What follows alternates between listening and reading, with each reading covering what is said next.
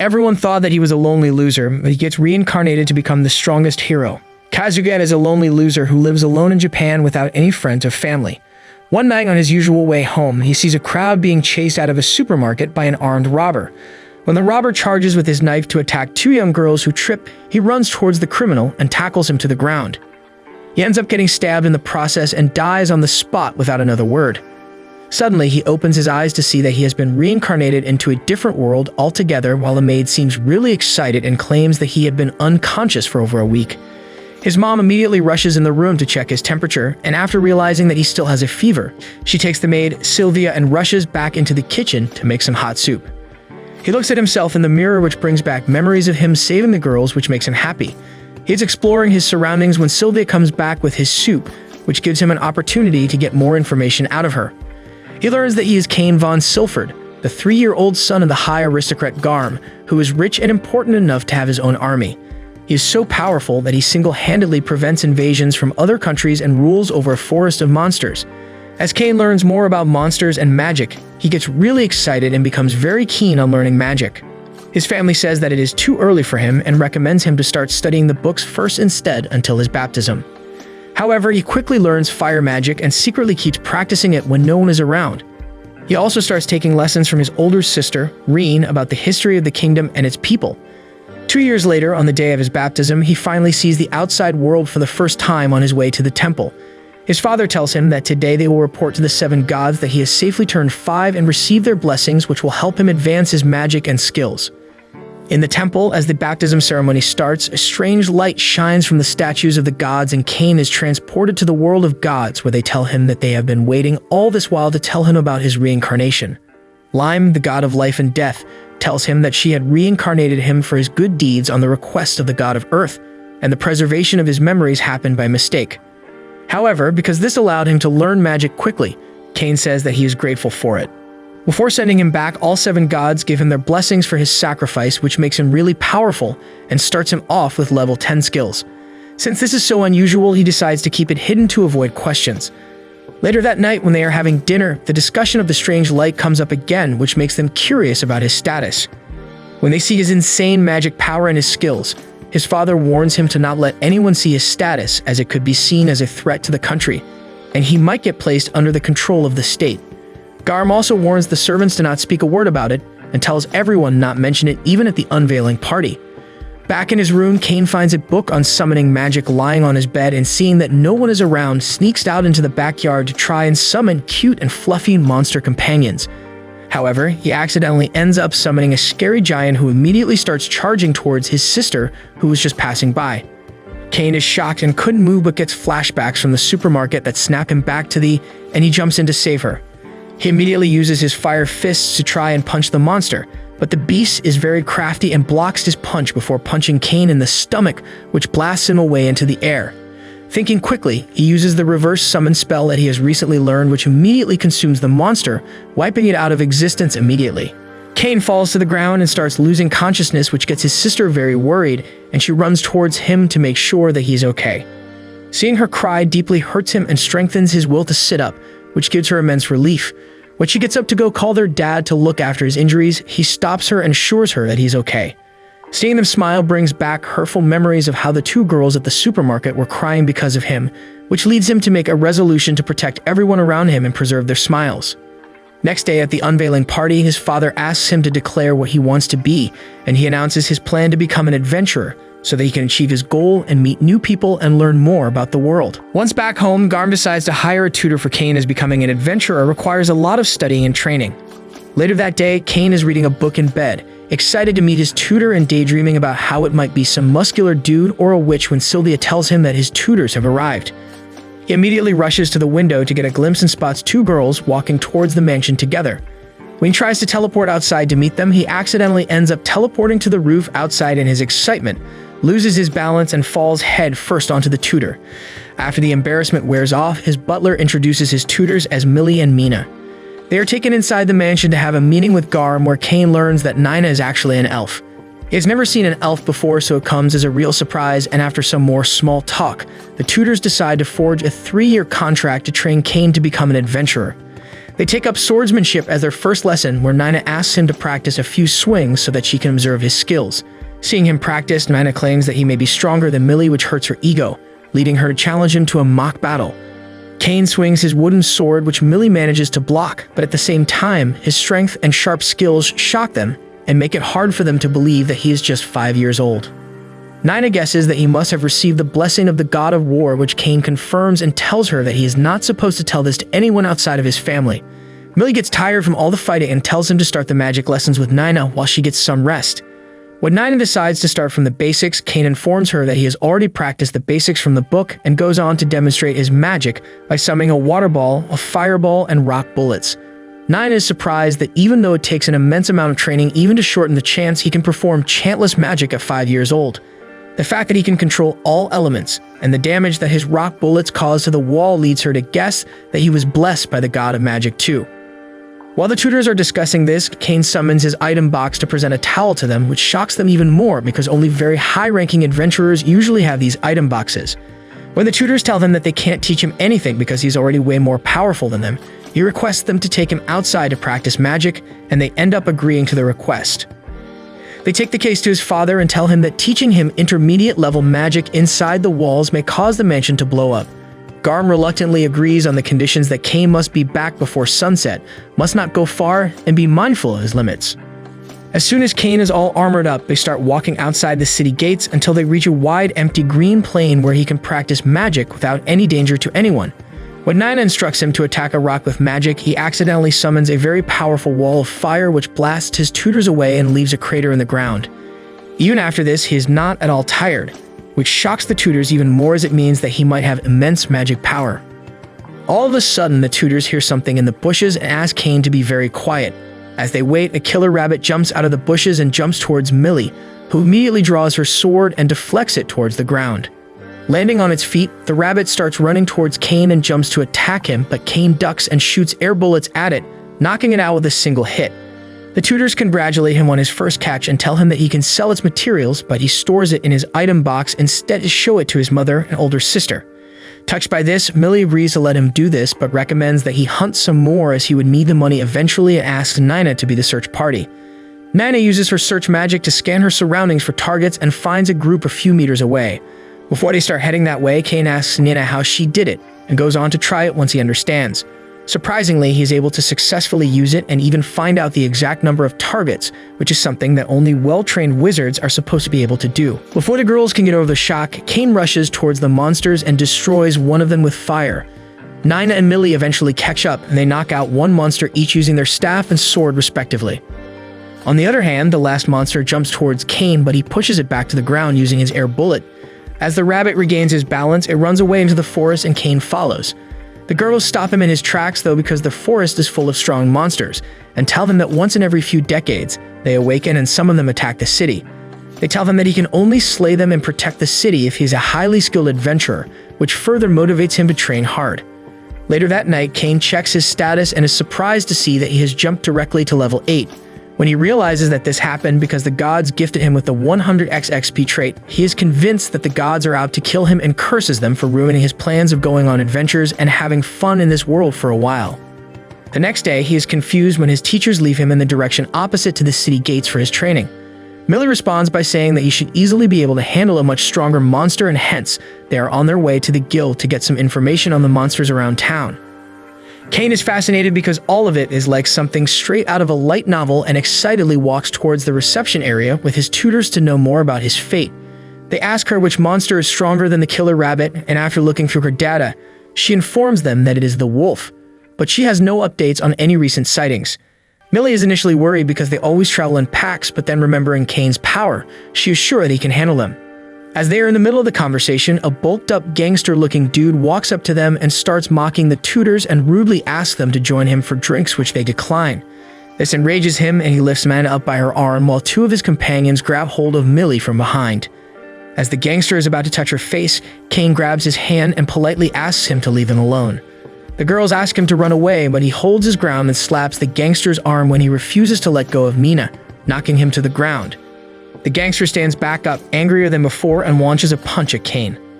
The boy manages to dodge it and kicks the brute behind his knee instead, causing him to lose his balance and fall face first onto the floor. The giant stands back up to punch Kane, but he dodges again and kicks him in the foot, following which the gangster gets completely enraged and pulls out his sword. The gangster slashes at super speed at the boy, but he jumps out of the way every time. Even more annoyed than before, he increases the force of his attack, but Kane stops his blade with one finger and throws him out of the guild with absolutely zero effort. He then shifts his focus to his companions, who place a knife at Millie's throat to prevent the boy from attacking them. Kane courageously dashes towards them with a sword despite this and manages to throw them out of the guild too. His tutors thank him and are very impressed by his ability to engage in hand-to-hand combat as well alongside his strong magic, and soon decide to not waste any more time and go to the forest. After practicing magic for a while, they lay down a blanket on the grass and sit down for lunch before heading back to the mansion. The next 3 years go by peacefully, with Kane training his ass off under the girl's guidance. One fine day, when he returns back home from training, Sylvia brings him a change of clothes and informs him of his teacher's refusal to extend the contract. She asks if he wants to ask Garm to do something about this, but he refuses, saying that he does not want to be dependent on them forever, and instead decides to repay them for being so good to him over the 3 years. He suddenly remembers that Millie had always wanted a magic bag but could not buy one since it is very expensive, and decides to make one for both of them. Later that night, he teleports in the forest to get some monsters material for the bag. He enters the forest and encounters a giant blood ogre, which he decides would be perfect for the red bag that he wants to make. He easily defeats it with a big fire blast and captures it in his item box. Then he goes looking for an earth dragon for Nina's green bag and launches another blast at it and captures it. He then teleports back to the castle, having collected all the required material. From the watchtower near the castle, Garm's guard, who has seen these volcano-like fire blasts, raises an alarm for monster invasion, and an army led by Garm starts on their way in the direction of this blast. This also causes panic among the civilians, who start praying. On their way, the army discovers a huge crater in the forest caused by the blast and is met by their informant at the site, who says that he has come across no monsters despite searching for so long. Just as Garm is wondering who was responsible for the blasts, he notices Kane's handkerchief in the crater and is annoyed at his son for causing unnecessary panic. The next day, on their last day together, the girls are watching Kane easily neutralize a pack of wolves with his air bullets when the sadness hits them. As Kane captures all the wolves in his item box, he announces that he is done for the day, and his teachers walk to him to say their goodbyes. He thanks them for everything and pulls out the magic bags that he has made for them out of his item box and hands it to them. When he tells them that he made the bags himself by defeating monsters, the girls are initially speechless because both the monsters can only be defeated by A-rank parties. The way bigger than normal capacity of the bag shocks them even more, and they make Kane realize that this is a national treasure class object. Before parting ways, the teachers promise him that they will always be one call away. During the next few years, Kane starts adventuring on his own and once encounters a giant red dragon. The dragon pounces on him to bite him, but he jumps out of the way and lands down on the dragon's head to stab it with his sword. It then crashes to the ground and the boy is thrown away due to the impact. After he regains his balance, he checks to see if the dragon is dead and wonders what his level is now after defeating such a tough opponent, and is blown away by his stats. 2 years later, he heads off to the royal capital with his family to make his debut, which is an event all noble sons must go through. Rein is looking forward to starting school in the capital, while Kane can only start once he is 12. He decides to be alert to support the guard and uses his search magic to scout their surroundings. He senses a battle going on their way and alerts his father that the monsters have outnumbered the people. Garm sends a few of his guards ahead to help in the battle, but since they will not be able to make it in time, Kane decides to join them. He jumps out of the carriage and uses a wind magic boost to hurry to the place of the battle. At the scene of the battle, Kane sees that more than 50 wild boar monsters are attacking a princess's carriage, and all her guards except one have been defeated. As a monster rushes towards the last guard to attack him, Kane jumps down behind him on top of the carriage and kills the monster with an air cutter as he front flips his way into the battle. He then flies into the pack as he kills monster after monster on both sides using his air bullets. He shoots up into the air, cutting one of the bigger monsters, and looks back to see 3 more monsters moving towards the guard. As he realizes that they are too close to the guard for him to be able to use magic without hurting the man, he draws out his sword from his item box and charges towards the monsters, cutting them from behind. He then turns his attention to the monster boss. The boss tries to crush him under its claw, but Kane dodges, jumping high up in the air, and chants his sword to set it on fire before slashing down at the monster's head with it. The monster is cut in half and disappears, but when Cain proceeds towards the guard to talk to him, he is scared and asks Cain to stay where he is. Just as Cain introduces himself to put the guard at ease, Garm's guards reach the location and are surprised to see Cain and a bunch of dead monsters lying around. Right at that moment, the princess's guard collapses to the ground and Cain rushes to help him with his injuries. He uses his area heal magic to seal the injuries on him along with all the defeated guards and asks him to rest and eat properly to heal internally. Since all the other guards are already dead, he puts them in his item box to take them home. Tired of watching anime on your phone or laptop screen? Well, I've just leveled up my anime watching experience from a small monitor to an epic 130-inch display with this incredible mini-flix projector. It's literally like having a personal theater, packed with built-in apps like YouTube, Crunchyroll, Netflix. It's every anime lover's dream come true. So, what are you waiting for? Click the link below to learn more and use the code ANIME to get 20% off your first order. Back to the video. Garm arrives on the scene and, observing the terrible scene, asks his guards to fill him in later. As he is looking around, he recognizes the crest on the carriage as the Duke's, and just as he is about to check if the passengers are okay, the Princess of the Land, Princess Tells, and Miss Silk, the Duke's daughter, step out. As they are in the middle of introductions, Tells faints due to the trauma. Cain quickly uses his relaxed magic to put both the girls at ease, which makes them feel like they are in a garden full of roses and makes all their pain and exhaustion disappear. Cain then withdraws his magic, which brings both the girls back to reality, and re-energized and rizzed by the boy, they start fighting to talk to him. They learn that he too, like them, is traveling to his debut, and they invite him to travel with them and drag him to their carriage as his presence would make them feel safe. Cain begs his shocked father to save him from their claws, but they successfully get him in the carriage and ride away. Time passes by very fast thanks to the girls talking his ears off, and soon they arrive at the town of Renoma, where they decide to halt for a day. When they reach Renoma, Cain tries to escape the girls and get some rest, but the girls insist that they stay together so that he can keep them safe from a monster attack or nightmares. Cain reluctantly agrees, and all three of them share a single room in which the girls pull their beds up as close to Cain as they can. The next morning, as the group starts moving again, Cain is very sleepy as the anxiety of having two girls practically in the same bed as him has kept the boy up. After a few more days of traveling, the party reaches the royal capital. As they disembark in front of the royal palace, the vice-captain of the royal guard, Dime von Gazard, who tells Cain that the story of his courage has already reached the capital and thanks him for protecting the girls and bringing his comrades home. As they are preparing the fallen guards' bodies for the funeral, Dame informs Cain that he has been summoned by the king later.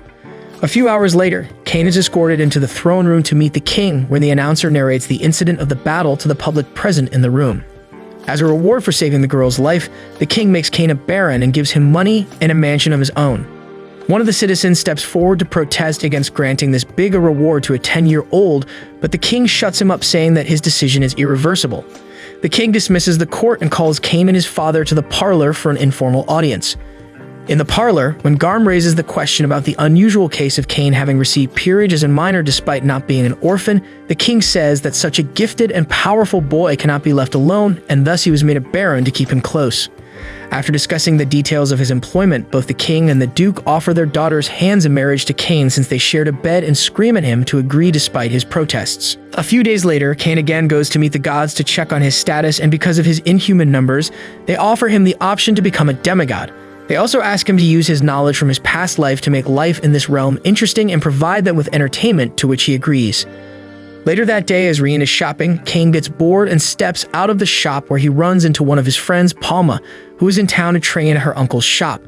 When her uncle comes out to greet him, Cain tells him that he's curious to see his shop and enters the shop with them. Once inside, looking at how capable her uncle Temenis is, Cain asks him if he can produce and sell a recreational item he has in mind, keeping with his promise to the gods.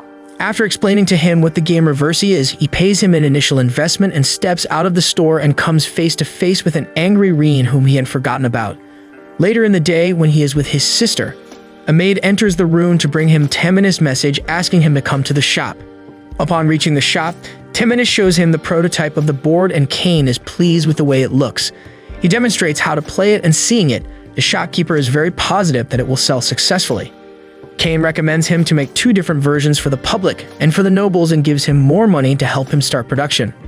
Once all these nitty-gritties are finalized, Jimenez recommends that they sign an agreement and present it to the god of commerce, so that the god will prevent everyone apart from them from producing the same product for 3 years. The prototype disappears, which marks the success of the contract, and they decide to start selling in a month. He commissions one fancy set to be completed before all to give to the royal household and leaves for his mansion. As soon as he enters, he is rushed out as the debut ceremony is about to begin. Before they enter the ceremony hall, his father warns him to be on highest alert. As they are walking across the hall, Cain notices Corzino, the noble who had opposed his peerage with his son, Habit. Cain chooses to ignore them, and eventually he and his family run into the Duke and Silk, and the boy and the girl get carried away in their flirting. The Duke interrupts their cringe to bring them back to reality and go their separate ways at the party. Soon, trumpets announce the arrival of the king, who appears at the top of the stairs with his family, and the ceremony begins. When Garm and family go up to pay respect to the royals, Cain again enters his womanizer mode and starts flirting with Tells, which leads to Garm and the king getting fed up. Cain then offers the king the noble reverse board that he has brought for them to distract him. The king sets up a meeting among Cain and himself in the parlor after the ceremony so the boy can teach him the game, and the king can discuss his daughter with him.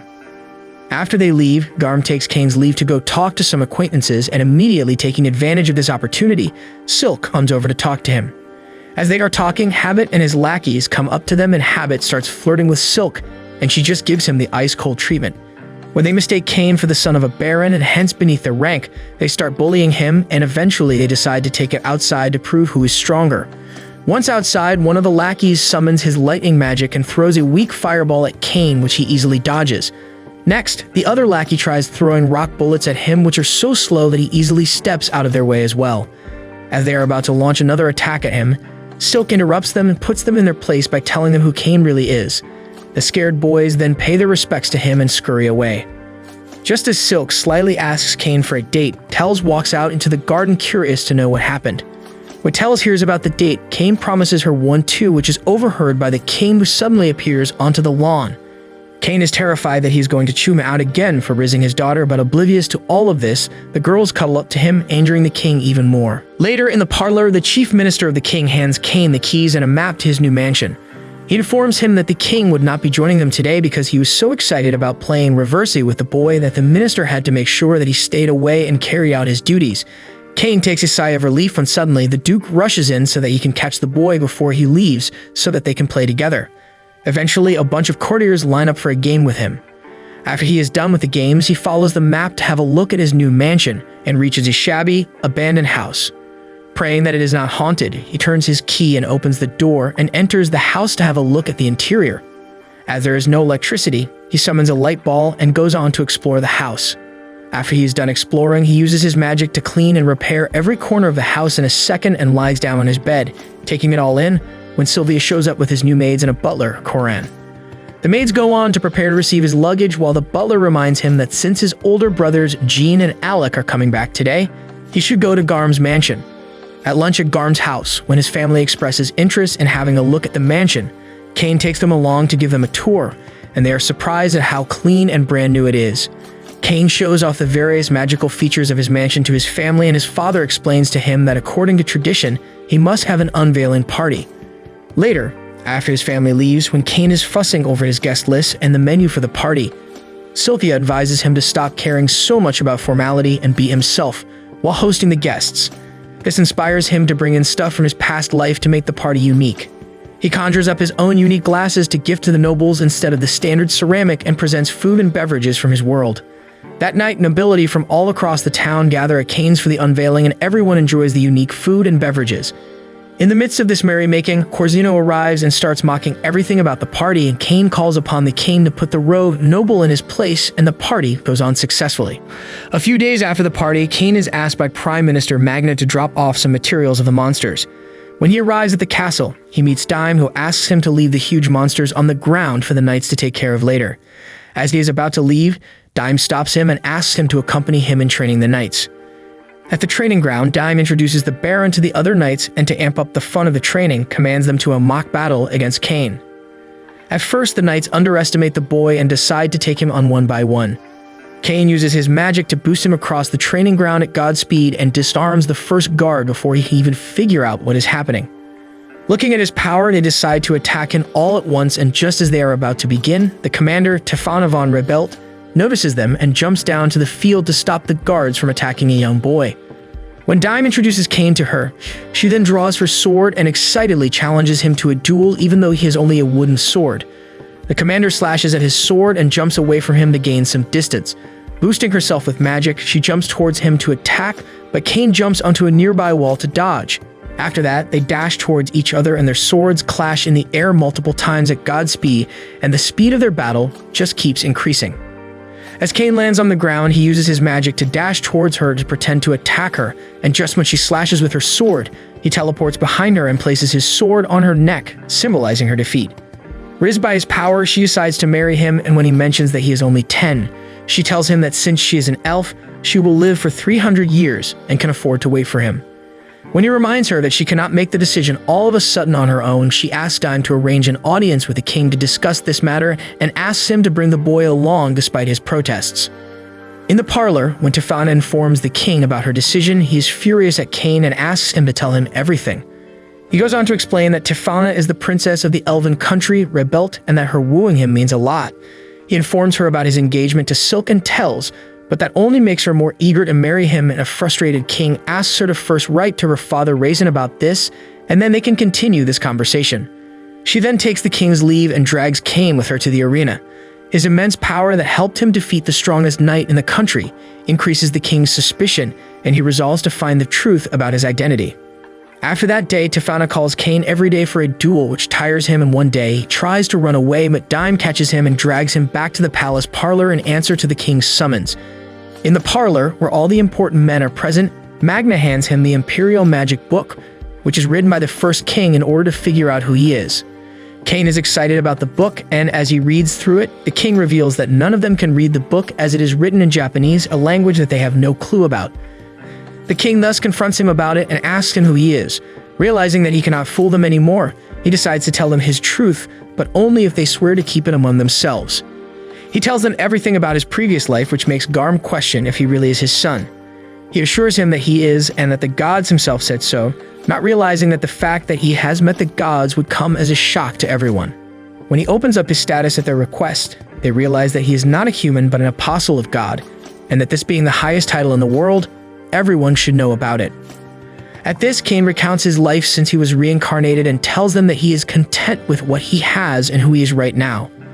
Thus, he asks them to keep it a secret so that he can continue living this happy life and requests them to keep treating him the same. Just then, Tefana barges into the room with a letter from her father, which includes a marriage certificate to marry Kain, and excitedly drags him back to the field to duel. Taking further interest in the first King Yue's book, he starts studying it more closely over the years. Once he finds a page where Yue has talked about himself and learns that he too is from Japan. He reads that he too was reincarnated in this world after being killed in an accident by a truck kun. As he is immersed in the story, he is interrupted by Silk and Tells barging into the library, and when they see a book, they assume that he is studying for the upcoming entrance exam and announce that they too will join him. However, he gathers courage and tells them that he will not be joining them today or tomorrow and runs away. Just when he manages to escape them and takes a sigh of relief, Tefana runs towards him, calling out to him. She asks him to a duel outside the capital, but rejecting her as well, he runs away again since it is his 12th birthday and today is the day he can finally register as an adventurer. He enters the guild where he runs into an adventurer who asks him to be careful and seems familiar to the boy. With these thoughts at the back of his mind, he approaches the receptionist, Licha, who gives him a form to fill for the registration. After he fills it out and hands it back to the receptionist, she asks him to put a drop of his blood on a crystal, which is part of the procedure. She explains that the drop of blood will help his mana to be registered on the guild card and hands him his freshly G-rank card. This reminds him of his teachers and he wonders how they are doing now. Licha pulls him out of the thought and asks him to stop by any time he has any questions, and when she is talking to him, a group of bratty adventurers comes up to her and they try to get her to come with them. Kain makes a disappointed expression which pisses them off, and one of them launches a kick at him, which he dodges by disappearing out of its way, causing the man to fall. This enrages the other two men, and one of them launches a punch at him, which he again dodges by teleporting behind him. As the brute loses his balance and falls face first, the leader is more enraged than before and asks his companions to attack him together. As the both of them dash towards him, he disappears out of their way, causing them to crash into each other and fall. Just as the leader is about to draw his sword, the adventurer from earlier, Claude, walks in and scares them away. When Licha and Kain thank him, he tells him that he can sense the boy's strength, so he stopped them for their own good and there is no need to thank him. Impressed by him, he takes Kain out for a drink where he compliments his technique and asks him about his training. He tells him about his tutors and they drink to him and his promising future. After a swig, Cain asks Claude about his title, Ice Flame, to which he tells him that since he uses a flame sword and his wife uses an ice sword, their party is called that. He tells the boy that he should always look for team members who he can blindly trust and cooperate with so that he can rise up the ranks quickly like himself. He tells him that even though he is an A-rank adventurer, there are ranks higher than his, like the SS rank held by the king. As they are chatting, someone hits Claude on the head with a wooden staff, and when he turns around he sees his wife, Lena, standing there. When he introduces her to the boy and asks her to join the conversation, she asks him to stop wasting time and instead come with her to get ready for the request that he himself had accepted. Cain interrupts them and introduces himself to Lena, and she asks him to take care as there are many punks around and assures him that he can call her anytime he has any problems. Claude jumps into the conversation and is singing the boy's praises as he drinks when she hits him on the head again and asks him to stop drinking. He wants to stay alive and then pulls him away out of the bar by his ear.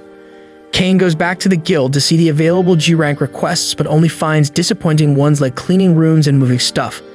As he is scanning the board, his eyes land on a request to defeat goblins in the eastern forest with rewards based on the number of kills. Pumped up, he accepts it and runs out of the guild on his way to the forest. Suddenly, Tefana appears out of nowhere on the street, running full speed towards him and asks him if he will join them in training nights outside the capital. When Cain tells her that he cannot as he is on his way to complete his first request as an adventurer, she offers to join him. She puts Dime in charge of the training and grabs hold of Cain, who is trying to run away, and drags him along with her. She leads him to the eastern forest and drags him further along to look for goblins while he uses his search magic to scout their surroundings. Tefana is giddy in her happiness and dashes in the direction of the goblins without any thought and asks Cain to chase her. They eventually reach a place where barrels of liquor and food are spread on the forest floor along with injured merchants, which must have been the work of goblins. Just then, she notices a horde of goblins in the distance, and as soon as she points them out to Cain, they dash towards them, which scares the goblins away. Cain first uses healing magic to heal the merchants while the commander draws her sword and jumps in the air, coming down to slash the goblins' necks. As she defeats the goblins in front of them, a lot more of them show up from the bushes, and Cain enhances her power with his magic to allow her to take on so many creatures at once. She dashes towards the huge group and slashes them to pieces with one swing of her sword, and then jumps up to slash their boss clean in half with it. Just as she is celebrating her victory, a bunch of green lizards arrive at the spot, and Cain urges Tefana to take the man to safety and trust him to handle the battle. Once they leave, Cain turns his attention back to the lizards and launches a light ball at them to blind them completely as he continues his attack on them. A few minutes later, Millie and Nana stumble across the crater left behind by Cain's magic and are surprised to see no monsters around despite their intel about the green lizards. Nana turns to leave and Millie tries to stop her, but eventually has no choice but to follow her home. After returning from the forest, Cain shows up at the guild again and asks the receptionist if it is okay that he killed green lizards without taking up the request to do so. She is surprised and explains to him that it is a D-rank task if done alone and is relieved that he is okay. When he tells her that there were 30 of them, she gets even more shocked and runs to the chief of the guild to inform him of this unusual circumstance, and he asks her to bring the boy in. As the boy comes in to meet him, he introduces himself as Cedric and tells him that he is in charge of the guild while the guild master is busy with meetings. The chief immediately assumes that he has committed some fraud in killing the monsters, but Leisha tries to stop him from making these accusations without any proof. To this, Cedric says that since he is a commoner, as is clear from his name in the register, he cannot trust him as commoners very frequently engage in such activities for a reward. When Cain tries to oppose these allegations, he shuts the boy up and warns him that his guild card will be revoked because of this misbehavior. He pays no heed to Leisha's pleading and tells them that his decision is final and asks the boy to leave. Cain is extremely sad when the guild master suddenly walks into the room to see what the commotion is about. The chief tells him what the boy is claiming, which amuses the master. He goes on to laugh at Cedric's lack of knowledge and calls in his visitor, Tefana, who tells them that she was here to discuss future measures against goblins and green lizards. The master tells Cedric about the identity and the power of the boy, and Cain adds that he left out his title on the form so as to avoid any special treatment. He also reveals that he is Tefana's brother, making Cain his future brother-in-law, and Cedric apologizes immediately and begs his pardon. He forgives Cedric and asks the master if the green lizards would be accepted, to which he replies yes, and asks Leisha to guide him to store them. The master also considers ranking him up because of the big feat that he has achieved and thinks about promoting him to C rank, which Tefana argues would be too less of a rank for someone who is stronger than her and defeated a red dragon at the age of 10. After giving it some thought, the master settles on promoting him to A rank and gives him the responsibility of looking after the guild's nomination requests. He then sends Alicia and Cedric away to complete the formalities and talks to Cain not as the master, but as Kefana's brother, and asks him to take care of his little sister. In the gods' world, all the gods are watching this play out when one of the gods is concerned that giving his rank 10 blessings was a mistake that is leading to all this commotion. To this, the god of creation replies that it definitely was not, and in fact Cain needs to become stronger as Aaron, an evil wizard who can put the entire world in danger, is about to wake up. They decide to personally take up the responsibility to make sure that the boy trains as hard as possible to make sure that he is ready to face the threat and save the world. On the day of the entrance exam of the academy, Cain oversleeps and Sylvia has to hurry him up to make sure they get ready on time. Cain runs out of his gate, and once he is out of Sylvia's sight, he teleports to the exam center at the Royal Academy. At the academy, he walks up to the reception and introduces himself and gets his roll number. He is surprised to see no familiar faces as he walks down the corridor looking for his classroom. Cain is able to complete the written test in just half an hour instead of the given 2 hours, and is asked to proceed to the magical ability test. The students are asked to hit targets with the best magic they have, and looking at others' weak fireball magic, Cain realizes that using his full power on academy grounds with so many people around might be dangerous. When his turn eventually comes around, he shoots a controlled blue fireball at the target, which is still strong enough to blast off the academy wall behind the target and burn a bit of the forest beyond it. After the invigilators get over their shock, they run out to check whether anybody was beyond the wall and got hurt by the fireball hit. As they are hurrying on their way, they ask the children to move ahead for the swordsmanship round. At the swordsmanship exam, a few A-rank adventurers, including Claude, are present to support the exam staff. Seeing Cain in the group, Claude offers to be his opponent, which Cain tries to turn down but eventually has to accept since he is one of the highest-ranking examiners today. As they take their stance, Claude asks him to come with full force for the attack, and assuming that he is a very strong adventurer, Cain decides to give the duel his all. He boosts himself with magic and slashes at the adventurer, which Claude manages to block easily. Their swords swing so fast that the other students cannot see their movements at all. As the duel proceeds, Claude starts having more fun and decides to give himself a magic boost too. However, the main teacher asks them to stop as they will ruin the other examinees' chances if they keep battling at this level. Brought back to reality, Claude says his goodbye to Cain and asks him to join him on the next request. As they are chatting, the invigilator scolds them for holding everyone up and asks Cain to go home and come back only for the acceptance announcement. In the evening, when he reaches his mansion and tells Sylvia that the exam went really well, she suggests that they have a celebration, which would also give her a way to apologize for not waking him up on time that morning. Despite his refusal, she decides to cook him a feast and runs away to the kitchen. The next day at the palace, he is summoned by the king because he receives the repair bill from the academy. When asked what happened, Cain tells the king everything that happened and asks him if he can practice his supreme magic somewhere without the risk of causing any damage, to which the king, Magna, and the duke all refuse. While they are on the topic, the king also asks him where he gave his exam because the girls did not spot him at the exam center. When they learn that he took the exam in the south wing of the academy, they tell him that it is the commoners' half and that the aristocrats take their test in the northern wing. This also caused some confusion that led the headmaster to come to the duke for advice because an examinee from the commoner group got a perfect score, damaged property, and fought like an equal with an A-rank adventurer. The duke had immediately recognized the student as Cain and asked the headmaster to just leave the case as it is and not worry. After a good scolding, they send him on his way to check the acceptance announcement. There he runs into Silk, who tells him that he passed top of his class and tells him that he better come at the entrance ceremony if he does not want to kneel before walking away. A few moments later, when he enters the academy, he sees Rein guiding the new admits and goes ahead to meet her. She is really happy to see him and informs him that according to tradition, since he is the top student, he will have to give a speech at the ceremony. Back home, Sylvia is pacing nervously waiting for him to come back. As soon as he returns, he informs her that he passed top of his class, and Sylvia runs away to prepare a feast to celebrate. On the day of the entrance ceremony, he notices his parents sitting in a balcony and is happy that they could make it. Just then, the girls enter and take him to the front to sit with them, which makes other boys really jealous. The ceremony begins and Cain is called to the stage to begin with his address to the student body. Touched by his speech, everyone gets excited when suddenly the presence of the king is announced and he is called to give some speech. During his speech, he bullies Cain on the stage to everyone's amusement and later takes him aside to talk to him, which causes him to be late to his first class. He enters the classroom just as their homeroom teacher, Elka, is about to begin for the day and moves to the front of the class to sit beside Silk and Tells. As they all settle down, she hands them forms to choose their courses and a career path. When Cain decides to choose the adventurer course, the girls insist that he choose the nobility course as he has much to learn, and looking at his sad face, assure him that he can choose the adventurer course as an additional one. When he realizes he can choose more than one course, he decides to take up the nobility, adventurer, magic, and magical tools courses. Tellus chooses the domestic affairs course as her additional course, while Silk chooses commerce. After class, when Cain steps out, he notices Habit and his lackeys bullying Palma for being in Class A despite being a commoner. He walks up to them and tells them to back off, as they have no right to pull rank over anyone in this school, which treats everyone as equals. When the boys ask him why he is taking a commoner's side over theirs, he introduces her as a friend and says that he does not care if she is a commoner or an aristocrat.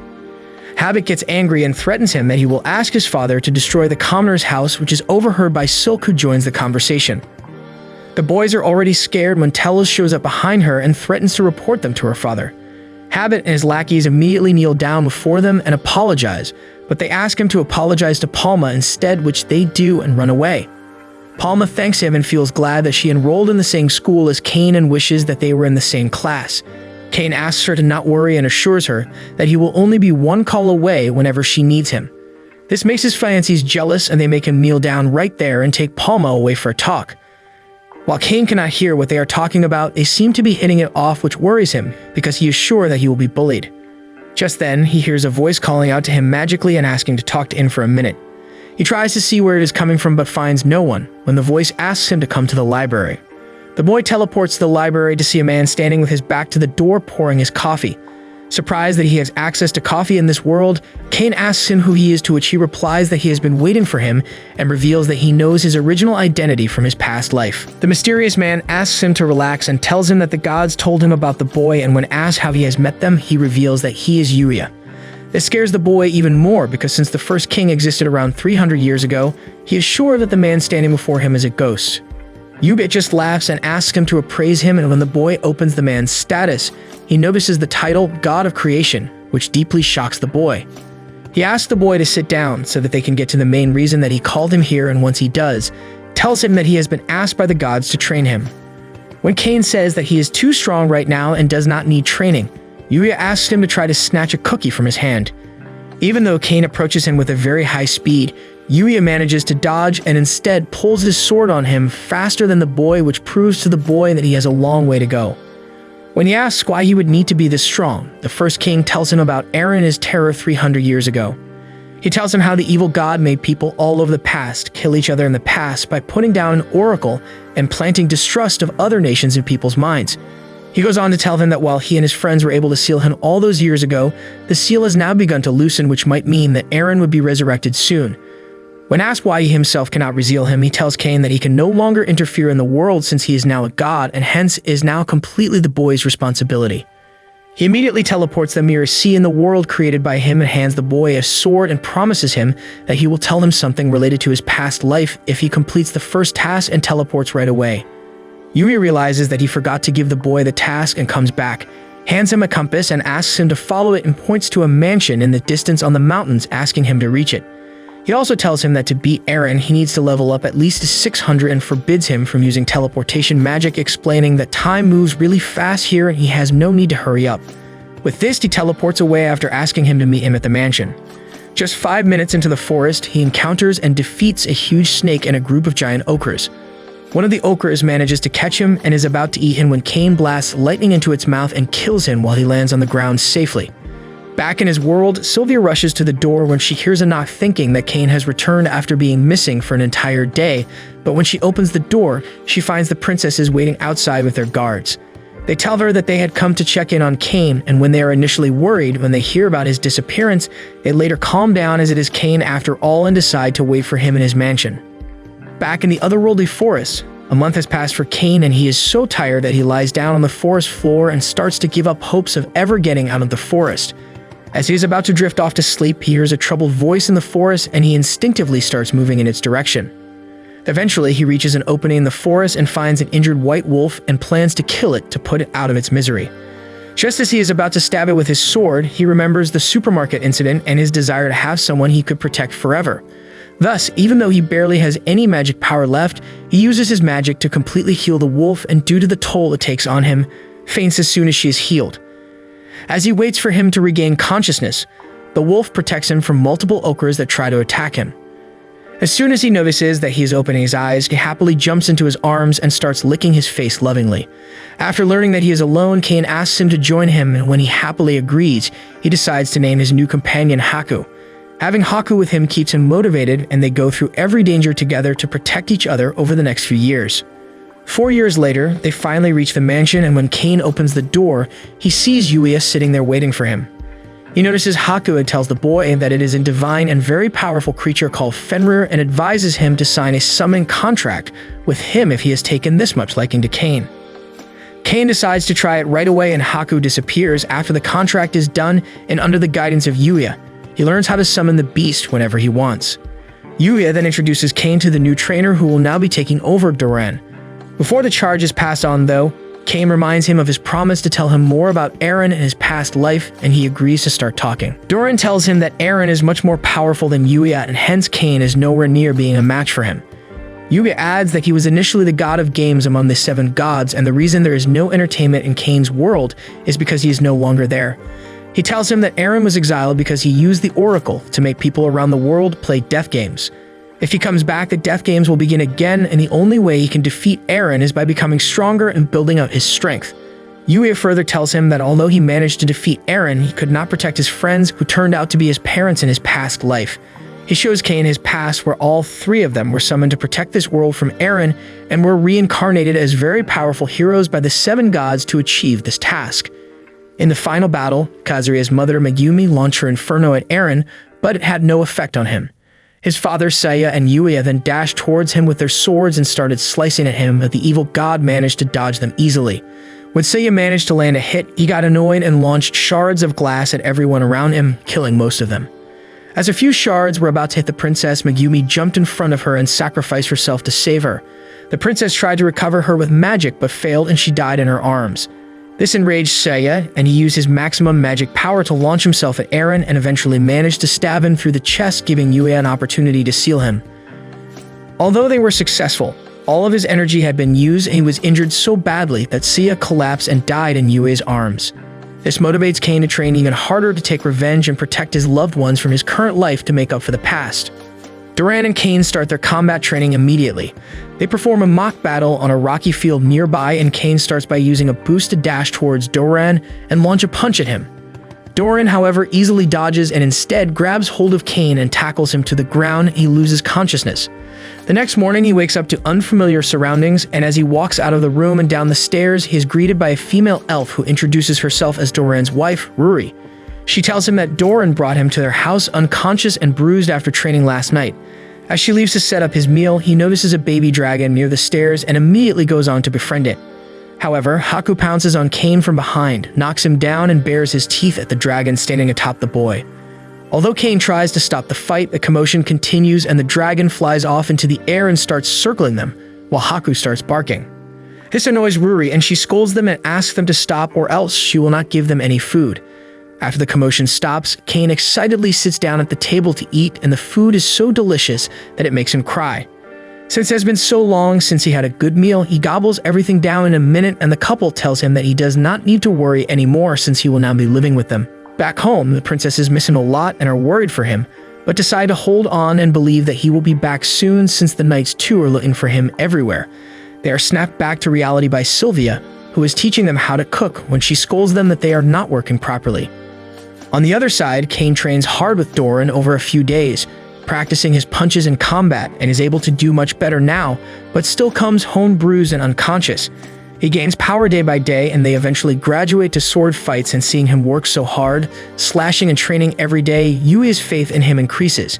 Eventually, the boy becomes really powerful, and one day, motivated by what Yuya had shown him, he uses his maximum power and defeats Doran and breaks his sword into pieces.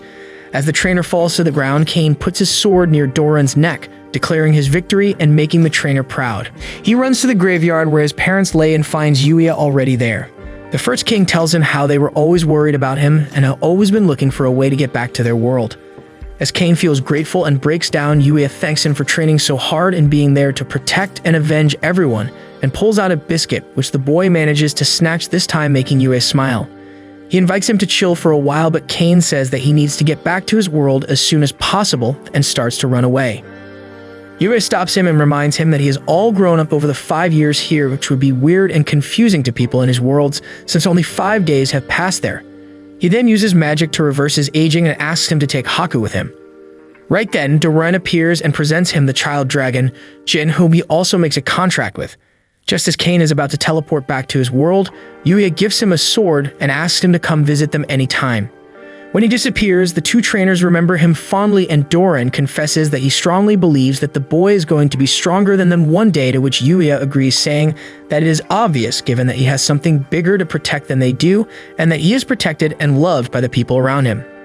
As Kane arrives at his mansion, Sylvia and the princesses burst into happy tears and run to greet him. He apologizes for worrying them so much, and they tell him that they always believed he would come back.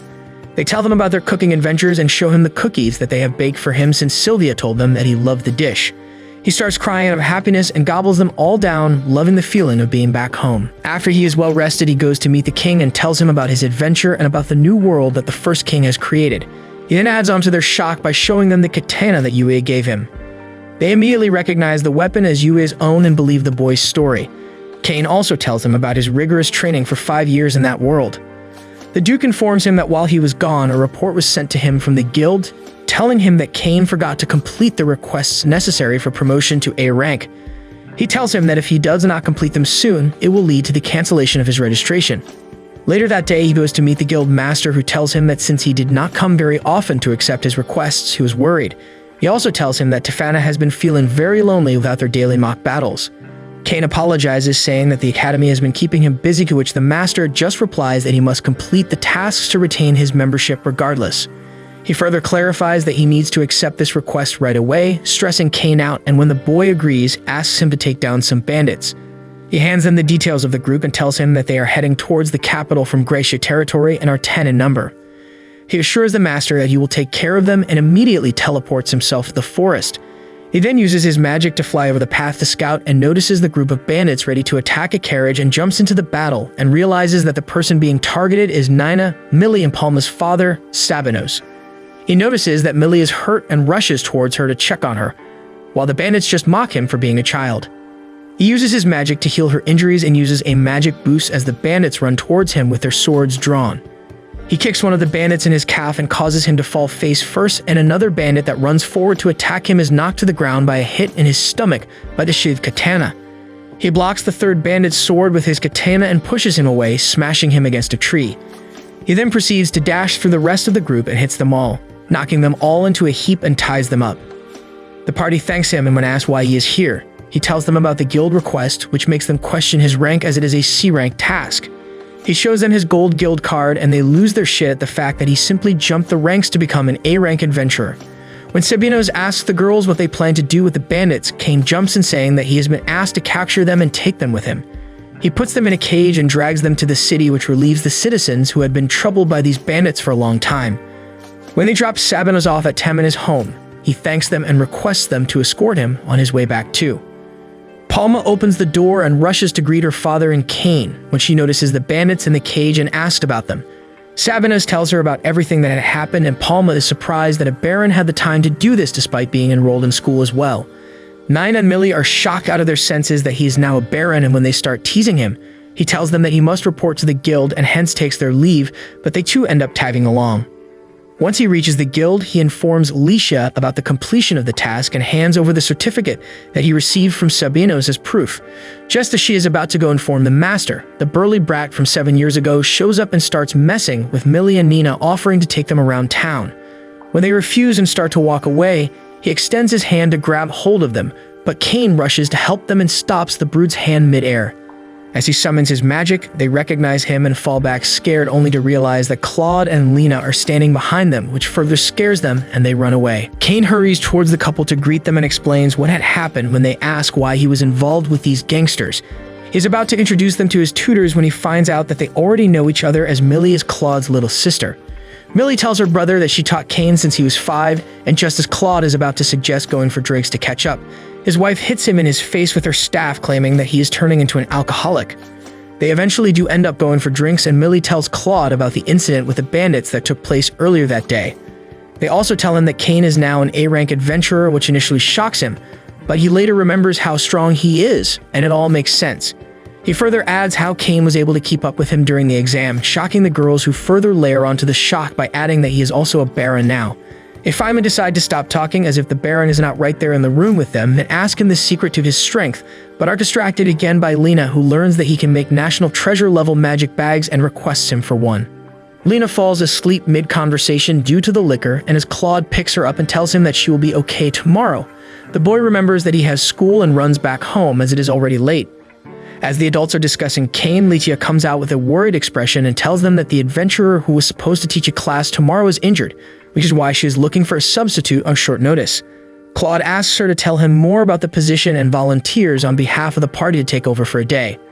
Next day at school, Kane's magic class begins, and his instructor asks the students to do target practice with whichever magic they are good at. Kane gets really excited to show off his training with Yuya, when the teacher squanders it by telling him that he is not allowed to use magic and is supposed to just watch. She tells her that none of the wards can withstand even his beginner-level magic, and hence the headmaster has asked all the teachers to just give him free credits. All of this is being observed by Claude, Lena, Millie, and Nina, who are hiding behind a pillar, which causes them to feel sad for him, and they decide to do something. During the next class, which is the Adventures class, the teacher tells them that today there would be a special class for which he has invited adventurers from the guild. As the party enters the class, Kane is surprised to see his friends there, and the other students are thrilled that they will be taught by celebrity adventurers. Claude asks how many of the students have registered with the guild, and when everyone raises their hand, asks them to show their guild card to make sure everyone knows that Kane is better than them. When Kane is hesitant to do so because his A-rank card might raise everyone's suspicions, Claude pushes him to take it out, but he simply lies that he forgot it. Disappointed, he walks back to the teacher's area and reassures the others of the party that he will use another way. They then take the students out for mock battles and decide to start with the most basic spell, the boost. After they tell them how to do it, they make them use it in action by moving on to mock duels. Kane is excited to go at it against Claude, but the other students keep volunteering one after the other, and he never gets his chance. He tries to go to Nina, who is handling target practice, but she refuses, saying that he is not allowed to use magic. The adventurers try to delay his turn as much as possible so that they can properly demonstrate their strength, which will ensure that Kane becomes the hero of the class when he beats them. After standing in a long queue for hours, it is finally Kane's turn to fight Claude, and just as they start dueling, the teacher interrupts, saying that the class is over. Claude apologizes for the miscalculation of the time and says that they will duel next time. However, the teacher tells them that he will not be inviting adventurers for a while because they do not have the budget after the immense destruction of property caused by the boy during the exam.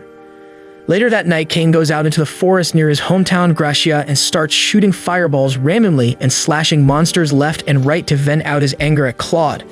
He sets up a huge pillar of fire in the forest, which scares the guards in the watchtower, who think it is the Demon King.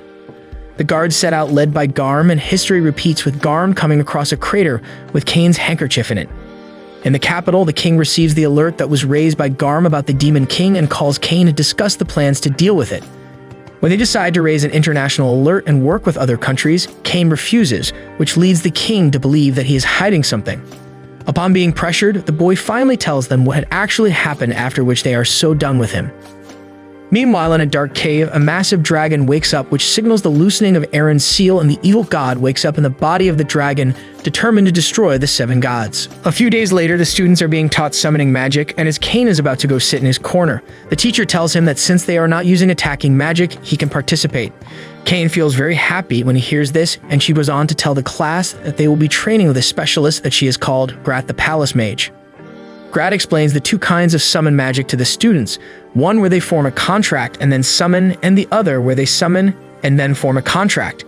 He further tells them that today they will be tested on the second kind of summoning and warns them that if they are unable to get along with the creature and form a contract, it will immediately disappear. He hands them the cards necessary for the summoning circle, and all the students start summoning beasts of various shapes and sizes and attempting to form contracts with them.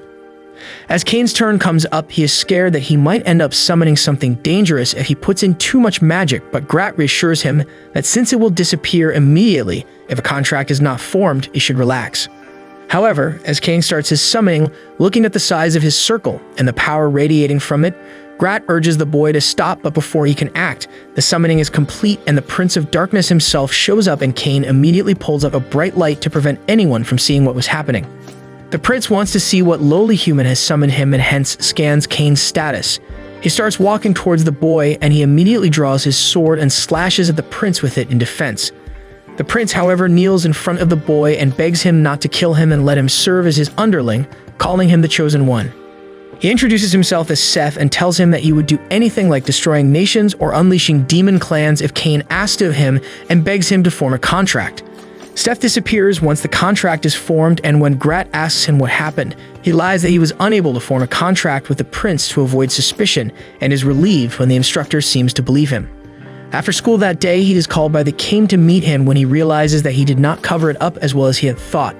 After telling the king what had happened, which makes the king lose his shit and scream at him, asking him to learn self-constraint.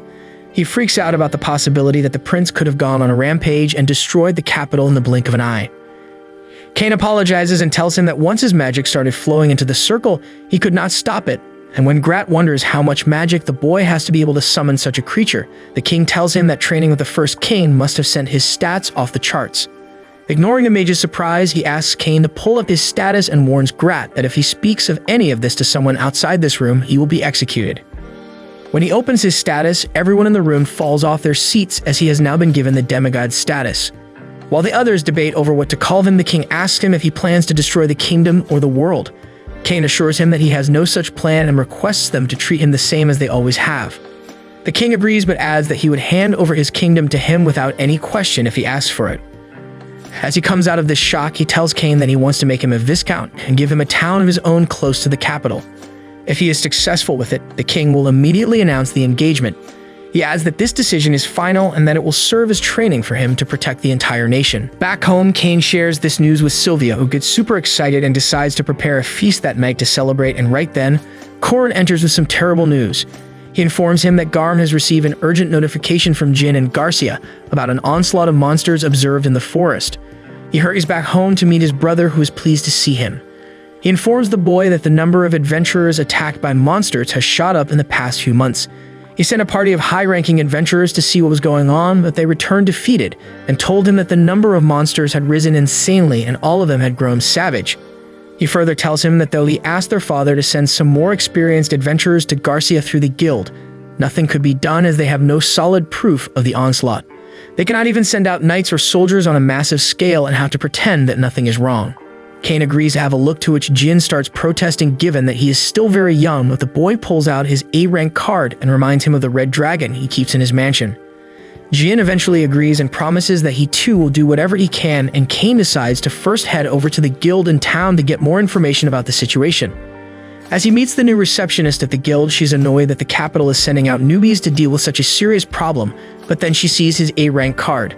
Suddenly, the old receptionist, Rudy, jumps in and apologizes on her behalf and asks him what is going on. He tells her about the notification he received from his brother, and she confirms that there are increasing signs of an onslaught and that even getting close to the forest is becoming difficult.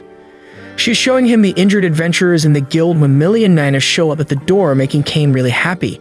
When he asks them why they are here, they inform him that the guild has sent out a call to all high-ranking adventurers. They add that they have already been to the forest and confirm the information that he has heard so far, and add that since these monsters move in groups, the two of them cannot go too deep on their own. They tell them that Claude and Lena too are on their way and will be joining them shortly, and ask him to wait with them and not go to the forest alone. When he insists, Rudy tells him that if anything were to happen to an important person like him, that would be very problematic for the guild, and when he keeps insisting, she requests him to take someone with him, and he assures her that he has companions. Once he is in the forest, he summons Haku and Jin, who pounce on him as they are happy to see him again. Kangen then decides to set off on the investigation and asks his companions to alert him if they sense anything. He then uses his magic to scan his surroundings and heads off in the direction of the nearest monster, constantly feeling like he is being watched. He defeats monster after monster but still is unable to figure out what is watching him and senses that something feels strange. He decides to summon Seth and asks him to look into what feels off since his search magic is not working. Seth does sense something strange and tells him that there is a being with an overwhelming presence around that all the monsters are trying to reach. He adds that these monsters are not like the ones in his homeland and are all quite high-level creatures. When the boy asks him if he can figure out any further details, he summons his subordinate who specializes in investigation, Dalmatia. When Dalmatia shows up, he tells Kane that he was once one of the 4 heavenly kings and now uses his investigative skills for Seth. Impressed, Cain asks him to investigate the forest immediately, and Dalmatia sends out his underworld creatures on this task. As they are waiting, Cain and his companions set out defeating the various powerful monsters that show up, slashing through them easily. Cain tells them that he will be back after informing the people back in town of what is going on, and teleports with the corpses of the monsters that he has defeated. Back in town, he shows the monsters to the adventurers, who claim that they have never seen such monsters before, right as Claude and Lena show up. They have a look at the terrifying monsters and agree that they should be stopped before they enter the city, after which Cain warns them that there are even more dangerous ones deeper into the forest, and thus they should strengthen the watch. Meanwhile, in the forest, Dalmatia senses that something from beyond is trying to intimidate them and warning them against coming any closer. Seth takes this up as a challenge and asks Dalmatia to get his rusty battle skills up and working again because they are going in. As Eren senses them coming closer, he becomes more alert because they do not seem like followers of the gods. He is enraged by them nonetheless and sets his monsters free on a rampage in answer. Seth notices this and immediately teleports back to town, just as the guards raise the alert and informs Cain that the onslaught has begun and that the monsters have begun their movement towards the town. Cain thinks on his feet and immediately sends Rudy to inform Jin about this in his mansion, asks Claude and Lena to assemble all adventurers and keep the monsters from getting into town, and decides to himself head into the forest along with his companions. As he is about to leave, Tefana shows up on her horse and tells him that Garm has requested emergency backup and that her army is just a few miles away from the town. She offers to accompany him into the forest, but he asks her to stay and lead the town's mates and protect the town and its people, when she assures him that she will. Seth and Cain start running full speed towards the forest. Meanwhile, in the forest, Dalmatia is suspended in the air and uses his magic to easily put down dragon after dragon. Just then, a dragon shows up behind him, and just as it is to attack him, he is killed by Cain, who reaches just in time to burn it down using his inferno. Seth informs Cain that Eren is just beyond the tree line that they can see from the cliff that they are standing on, and as the boy prepares for the challenge ahead, the evil god just sits eagerly waiting for him. Seth assures him that he will handle the army of monsters and insists that he should go after the leader without worrying about him. He calms Cain's worries down by telling him that he will have help from his underlings, and counting on him, Cain flies away to confront Eren while Seth and Dalmatia fly away to their own battle. Back in the town, Tefana is overseeing the evacuation of civilians while commanding the knights to keep the monsters at bay. Nina uses her magic to scan the surrounding forest area and tells the fighters that the wave is never ending. This worries Millie, and she decides to go to the forest to help Cain and Mina, Claude, and Lena to decide to accompany her and head out of the city gates. In the forest, Seth summons his subjects, who notice the monsters and their surroundings and figures out why they have been called. While they are still surprised at the fact that Seth is protecting a town at someone's request, Dalmatia descends from the sky and tells them that the person they are helping has made a contract with Seth. Seth interrupts, saying that there is no time for explanations, and commands them to jump into battle. The Darklings fly over the hordes of monsters and shoot their lasers at them as they do, killing them as fast as they can. Meanwhile, Cain is still looking for Eren and bursting his inferno randomly to draw him out. When one such wave of his magic reaches the mouth of a cave, a burst of opposing magic is shot towards him. Cain again shoots his inferno to meet it in the middle and blocks the attack successfully. As the smoke settles, he notices a huge dragon lying on the floor, who he realizes is Eren. When he asks him whether he is Eren, the evil god replies that only one part of the evil god had been revived, and hence he had to borrow the body of the dragon. Eren immediately launches fire from his mouth, which gives birth to even more monsters, and when Cain asks him to stop, he says that he cannot stop his game to see whether all humans are devoured by his monsters, and instead unleashes even more monsters. Cain, who is midair, launches an inferno at the ground to burn the monsters as soon as they appear. In another part of the forest, Claude notices people floating in the air and notifies the party, who is surprised to see this scene.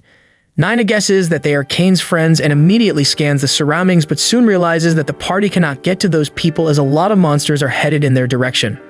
They jump into battle mode, and the siblings decide to take up the ones at the front. They pull out their swords and dash towards the monsters, who appear and slash them clean into half. Back in the depths of the forest, Eren gets more and more annoyed by Cain because his eyes remind him of his parents who sealed him. This makes him change his decision of killing the heroes slowly through suffering, and instead makes him want to kill him instantly. He launches a very strong fireball at him, which is dodged by Cain and hits the ground instead, burning all the monsters that were there in one go. Before Cain has time to recover from this shock, Eren launches another attack at him, which he barely manages to dodge, and jumps down to the ground. As soon as the demigod hits the ground, he launches an inferno towards the dragon and flies up in the air to avoid being crushed below the dragon's weight. When he looks down at the evil god, he sees that though his body has been knocked down since his week, the magic had no real effect on Eren himself. Before he has time to gather his thoughts, the dragon launches another fireball at him from the ground, which knocks Cain away. Meanwhile, Millie and team are using magically powered blades to slice through the seemingly infinite monsters that they encounter and hold on to their motivation, thinking about the drinks that they will have after the fight is over. On the other side of the forest, Cain and the dragon regain their balance, and the dragon chases Cain around in the air, blasting fireballs at him every second. Cain suddenly turns around and summons Haku and Jin mid-air, who pounce on the dragon and knock him back to the ground. Eren immediately starts shooting fire at the creatures, but they manage to dodge it by darting around. This annoys the god, and he uses his tail to knock the creatures into the cliff, causing them to lose consciousness. The adventurers' party start to get tired of the battle, and Nina barely stays conscious despite having lost all her magic power. Lena runs to support her while Millie and Claude continue slashing at the monsters, while Claude simultaneously tries to motivate them. As a monster overwhelms Claude, Nina uses what is left of her magic to shove it off the dude and kill it. Claude turns his back for a second to check on the girl, but in that split second, a monster pounces on him and almost gets him, but he is able to block it with his sword. Just at that moment, spears pierce through the monsters, killing it, and the party turns around to see Tefana riding towards them on her horse. She jumps onto the monster whom Millie is struggling with and knocks it down, landing feet first in front of them. She informs them that she has brought reinforcements and assures them that the town's defenses are secure and takes over charge of the front lines from them. However, Claude refuses to let her do it alone and volunteers to fight alongside her with his sister. Meanwhile, the dragon launches a blast that hits the unconscious Haku and Jin. Cain rushes towards them and uses his magic to create a shield around them and shoves his blast away. Eren, even more annoyed than before, asks him to stop being an obedient dog of the gods, to which Cain replies that the gods have nothing to do with all of this, and that he just wants to protect his loved one's smiles. His determination shoots up when he refocuses on his goal, and he uses the same magic his dad used all those years ago to overpower Eren and blasts a very powerful fire beam at him. The god gets over his shock and manages to launch a counterattack just before Cain's beam is about to hit him. Both of them put in their full power into the attacks, and eventually a pillar of light rises up into the sky from the impact. Haku and Jin nibble on the hero's leg to try to stop him, and Seth and Dalmatia show up after seeing the light to see what happened, bringing Cain out of his trance. As he calms down and observes his surroundings, he notices that he has blasted a lot of the forest off. He starts looking for the black dragon, but his companions calm him down, making him realize that he successfully managed to stop the onslaught. They tell him that the monsters retreated into the forest after their leader fell and the town is now safe. Happy at the danger being dealt with, he runs back to his friends, who are relieved to see him safe. Steph and Dalmatia go back home, honored to be serving a great person like Cain, while the heroes and his friends embrace, overcome with happiness that he could protect all of their smiles. The king, however, immediately summons him to the capital and questions him about the pillar of light that was visible even from his palace. He tells him that people here thought the gods had descended onto the land and it had led to chaos. The boy explains what had happened and tells him that the dragon was so strong that he had to use emperor-level magic, and apologizes. He also is asked to explain the man seen floating mid-air using magic. He is fed up with Cain and asks Magnet if he can give up the throne already, to which the minister protests. The next day, he officially declares Cain as the Viscount of Dorinthal, and when Tefana hears of this, she is worried out of her mind. She tells him that Dorinthal is one of the most dangerous territories, where the guild bullies everyone, and every noble who has been assigned to it has fled from the region. As Tell is about to go to protest to his father, Cain stops her and confesses that he is in fact excited to be in the middle of all this action and to get to build a town up from scratch. Soon Cain starts for Dorinthal and settles there.